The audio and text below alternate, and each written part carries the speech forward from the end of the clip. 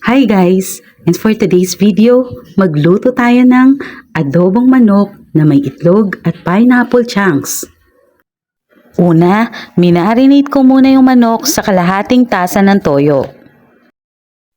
5 kutsara ng suka. Nilagay ko na din yung syrup ng pineapple chunks. Naglagay din ako dito ng paminta. Haluin lang ito para mag-combine lahat ng sangkap. I-marinate ito ng 1 oras.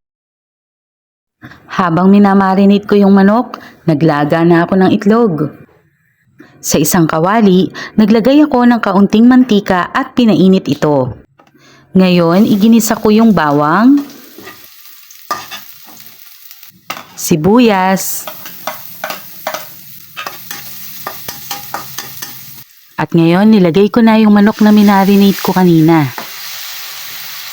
Niluto ko ang bawat gilid nito ng 1 minuto.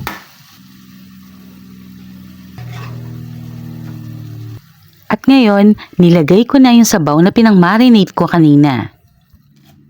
Nilagyan ko din ito ng 2 dried bay leaves. Takpan at pakuluan ito ng 20 minutes. Pagkatapos ng 20 minutes, nilagay ko na yung itlog na nilaga ko kanina. Nilagay ko na din yung pineapple chunks. Nilagyan ko din ito ng 1 kutsara ng asukal para mabalanse ang lasa nito. Ang gusto ko kasi sa adobo, yung medyo sweet, parang ako.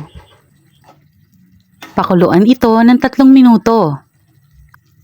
Pagkatapos ng 3 minuto, pwede na itong iserve. Enjoy and share!